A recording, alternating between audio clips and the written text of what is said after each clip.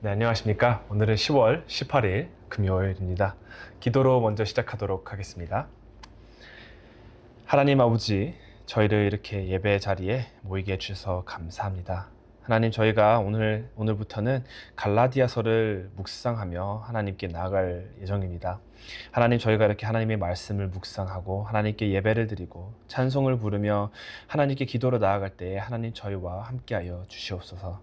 하나님, 저희가 때때로는 부족할 때도 있습니다.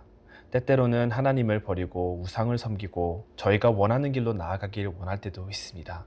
하나님께 기도를 드릴 때마다 저희가 원하는 것만을 부탁을 드리고 하나님을 찬양하거나 하나님께서 원하시는 길로 인도하여 달라라는 기도보다는 저희가 우선적인 삶이 많을 때가 많습니다.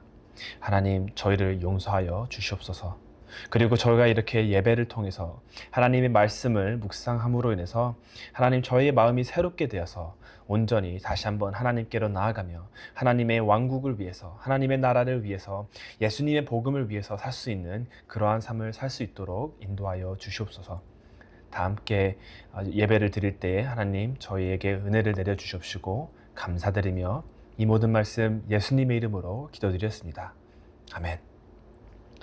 네, 오늘은 찬송가 449장, 지금 이 시간 함께 부르도록 하겠습니다.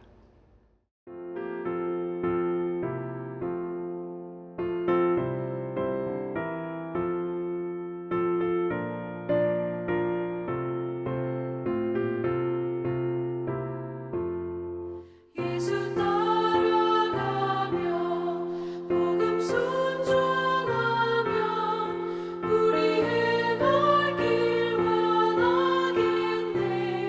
주를 의지하며 순종하는 자를 주가 늘 함께 하시리라. 의지하고 순종하는 길은 예수 안에 즐겁고 복된 길이로다. 해를 당하거나 우리 고생할 때 주가 위로해 주시겠네. 주를 의지하며 순종하는 자를 주가 위해 주시리라. 의지하고 순종하는 길은 예수 안에 즐겁고 복된 길이로다. 남의 짐을 지고 슬픔 위로하면 주가 상급을 주시겠네. 주를 의지하며 순종하는 자를 항상 복 내려주시리라. 의지하고 순종하는 길은 예수 안에 즐겁고 복된 길이로다.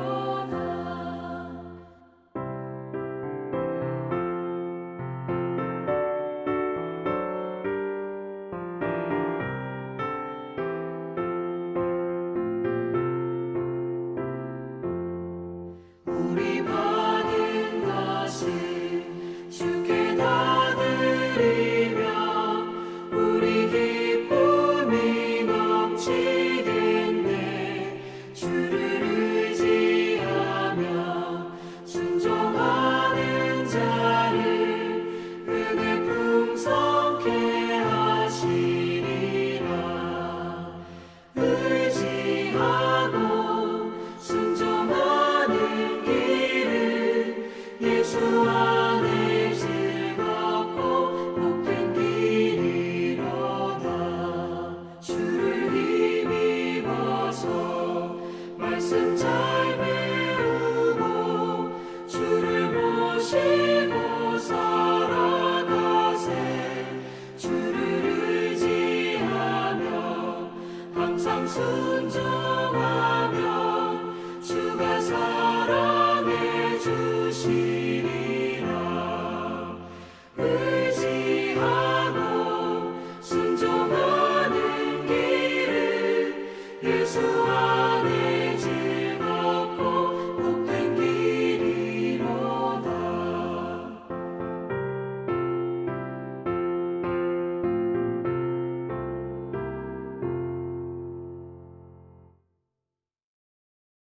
오늘 하나님께서 주시는 말씀은 갈라디아서 1장 1절부터 10절 다 함께 보도록 하겠습니다.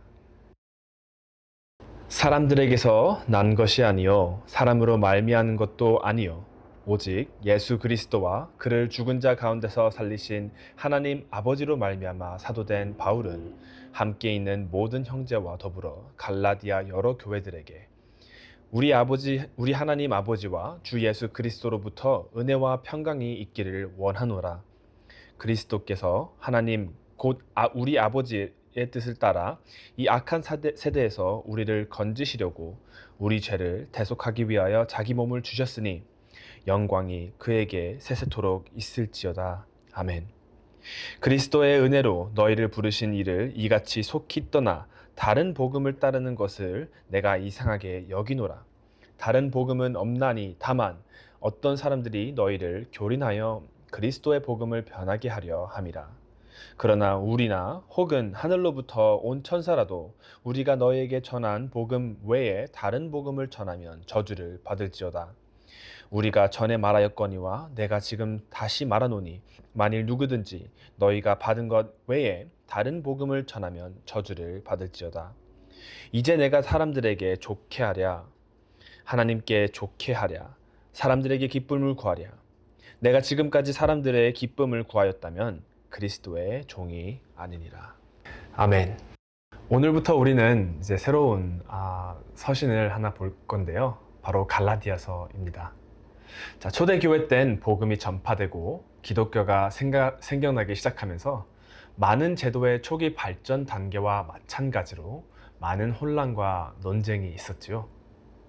이는 공식적인 교리가 확립될 때까지 계속되었습니다.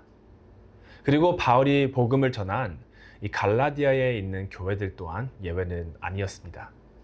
거짓 교사와 지도자들이 자신의 이익을 위해 상황을 이용하거나 다른 사람들을 무너뜨리고 복음을 덧붙이거나 바꿔서 사람들의 믿음에 혼란을 주고 교회를 나누며 문제를 일으키기도 하였습니다.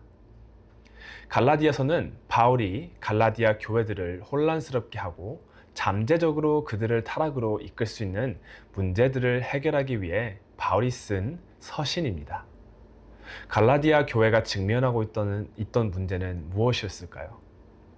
저희가 계속해서 갈라디아서를 읽다 보면은 바울이 제시하는 문제와 해답에 대한 많은 것들을 발견할 수 있을 것입니다.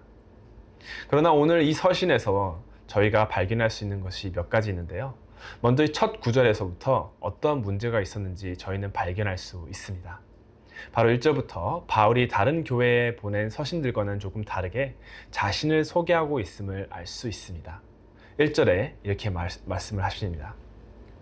사람들에게서 난 것도 아니요 사람으로 말미암은 것도 아니요 오직 예수 그리스도와 그를 죽은 자 가운데서 살리신 하나님 아버지로 말미암아 사도된 바울은. 자, 고대에서 서신들을 보면은요, 저자와 그 사람의 신분을 소개하는 것으로부터 서신을 시작하는 것이 일반적인 것을 알 수 있습니다. 대부분의 경우에 바울은 자신이 지금 쓰는 서신의 저자이며 자신이 예수 그리스도의 사도라고 말을 하며 밝히고는 합니다. 그러나 오늘 저희가 읽은 갈라디아에서 발견할 수 있는 한 가지의 차이점은 바로 바울이 자신의 사도직이 사람에게서 난 것이 아니며 사람으로 말미암은 것도 아니다라고 명시적으로 말하고 있다는 점입니다. 이 문구들은 유대교도들이 자주 사용했던 표현으로 특정 지도자의 위임을 받거나 어떤 집단으로부터 파송된 사람을 가리킬 때 주로 쓰였습니다. 따라서 바울이 사람들에게서 난 것이 아니고 사람으로 말미암은 것도 아니다라고 말하는 배경엔 사도 바울의 사도로서의 권위의 의문을 제기하는 유대주의자들이 있었다라는 뜻입니다. 바울은 처음부터 내가 전하는 메시지와 복음은 인간의 것이 아니라 하나님이 주신 것임을 분명히 밝힙니다. 나는 사람의 사자가 아니라 하나님의 사자입니다 라고 세기를 받고 나중에는 이 주장을 확장하는 것을 볼 수 있습니다. 우리도 예수 그리스도의 복음을 전하고 다른 사람들에게 예수님에 대해 이야기를 할 때에 특히 우리 세대에서는 이전보다 더 많은 반대를 직면할 때가 있습니다. 심지어 우리를 의심하고 우리의 잘못과 결점을 지적하는 사람들도 있었을 것입니다. 너는 누군데 이 예수님에 대해서 이야기를 하느냐? 너는 도대체 무엇이길래 다른 사람을 사랑하라 말하는 것이냐? 너조차도 다른 사람들을 사랑하지 않지 않느냐라면서 말이죠. 그런 순간에 우리는 우리 자신의 능력이나 행위 또는 다른 어떤 것으로부터가 아니라 예수 그리스도의 능력으로 구원받았다는 것을 기억해야 합니다. 우리에게 이 메시지를 주신 분은 하나님이시고요. 우리에게 가서 모든 민족을 제자로 삼으라 라고 명령하신 분 또한 예수님이십니다. 더 중요한 것은 예수님께서 세상 끝날까지 우리와 함께 하시겠다고 약속하셨다는 것입니다. 그러므로 우리도 로마서 1장 16절에서 사도 바울이 보여준 것처럼 자신감을 갖고 복음을 부끄러워하지 말아야 합니다. 자, 한 가지 더, 우리는 하나님께서 우리에게 주신 바로 그 복음을 온전히 수호해야 합니다. 인사말이 끝난 후 바울은 갈라디아 교회들에 대한 답답함을 표현하고 있습니다. 6절엔 한국어로 교회들이 그리스도의 은혜를 떠난 것을 이상하게 여긴다라고 번역되어 있습니다. 그렇지만 원어로 보면은, 그리고 특히나 영어가 이것을 조금 더 정확하게 번역을 한 것 같은데요. 원어로 보면은 바울은 단순히 이상하게 여기는 것을 넘어 감출 수 없을 정도로 굉장히 놀라워하는 것을 볼 수 있습니다. 왜 이렇게 놀랐을까요? 많은 사람들이 이렇게 복음을 떠나고 복음을 받고 구원을 받고 예수님을 믿었는데 굉장히 빨리도, 심지어 사도 바울이 떠난 지 얼마 되지도 않았는데 다른 사람들의 말을 듣고 다른 선지자들의 거짓말을 듣고 다른 복음을 믿기 시작했기 때문입니다. 유대주의자들은 바울을 믿어선 안 된다고 비난했을 뿐만 아니라 구원을 얻는 다른 방법이 있다고 또한 선포하고 있었습니다. 말이 안 되죠? 구원을 받을 수 있는 다른 길은 없습니다. 네. 예수님께서 요한복음 3장 16절에서 하나님의 아들을 믿으면 영생을 얻는다라고 분명하게 말씀하셨습니다. 그리고 바울 또한 그의 가르침에 예수님과 같은 비슷한 말을 했죠. 에베소서 2장 8절에서부터 9절을 보면은 예수님의 가르침과 일치하는 말을 합니다. 8절에 9절에서 이렇게 말을 합니다. 너희는 그 은혜에 임하여 믿음으로 말미암아 구원을 받았으니 이것은 너희에게서 난 것이 아니요 하나님의 선물이라. 행위에서 난 것이 아니니 이는 누구든지 자랑하지 못하게 함이라.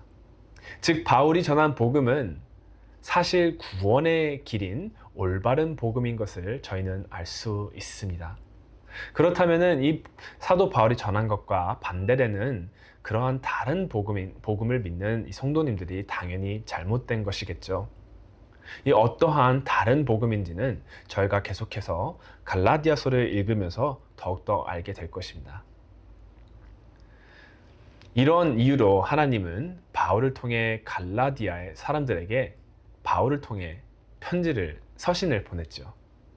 갈라디아 교인들이 어떤 거짓 가르침에 빠졌는지는 말씀드렸듯이 나중에 자세히 찬찬히 살펴보겠지만, 오늘 바울의 메시지를 통해서 저희가 알 수 있는 것은 거짓 소식을 퍼뜨리고 거기에 빠지는 위험에 대해 매우 엄중하고 강력하게 경고하고 있다는 점입니다. 예수 그리스도를 통하지 않고는 구원받을 방법도, 용서받을 다른 방법도, 천국에 갈 다른 방법도 없습니다. 그렇기에 천국에 가려면은 예수님과 더해서 또 다른 것들을 해야 된다. 예수님과는 다른 방법을 믿어야 된다라고 말을 한다면은 사도 바울이 말을 한 것처럼 저주를 받을지어다 라며 크게 비난하고 비판하는 것을 저희는 볼 수 있습니다. 다른 성도들이 복음에서 멀어지는 것을 본다면은 우리도 사도 바울과 같이 굉장히 놀라워하며 다른 사람들을 하나님께 다시 돌아올 수 있도록 절실해야 합니다. 우리도 사람들을 하나님께 돌아오게 하기 위해서 열정적이고 절실해야 합니다. 특히 저희 권혁천 담임 목사님께서는 요즘 저희 부교역자에게 잃어버린 영혼을 찾기를 갈망하며 우리 모두 전도에 힘쓰자라고 말씀을 하시곤 하십니다. 그렇지만 단순히 저희 담임 목사님께서 말씀하셔서가 아니고 우리 모두 하나님의 마음을 안다면 예수님의 복음이 퍼져나가길, 하나님의 사랑이 다른 이들에게 전파되길 원하는 열정을 다시 불태워야 한다고 생각합니다. 현재 많은 사람들이 세상적인 것을 추구하며 그것이 생명의 길이라고 생각하며 살아가고 있습니다. 또한 예수 그리스도를 영접하였지만 복음을 뒤로 한 채 바쁘게 사시는 분들 또한 계십니다. 하지만 많은 사람이 구원을 받기를 바라는 하나님의 백성으로서 우리는 복음을 전하고 복음을 수호하는 일에 열정을 가지고 열심을 가해야 합니다. 바로 10절에서 바울이 10절에서 사람들을 기쁘게 하려고 지금까지 여정을 다녔다고 하는 게 아니라고 말한 것처럼 예수님의 복음을 전파하고 수호하는 그 과정은 분명 아름답지 않을 것입니다. 사실 복음은 먼저 사람들을 조금 불쾌하게 합니다. 이게 무슨 뜻일까요? 예수님의 복음에 복음이라는 단어는 좋은 소식이라는 뜻인데 예수님이 오심이 좋은 소식이려면 먼저 우리가 죄로 인해 얼마나 절망적인 상황에 처해 있는지를 이해해야만 합니다. 우리는 죄악 가운데 있었지만 예수님께서 영생과 구원에 이르는 새로운 길을 주셨다.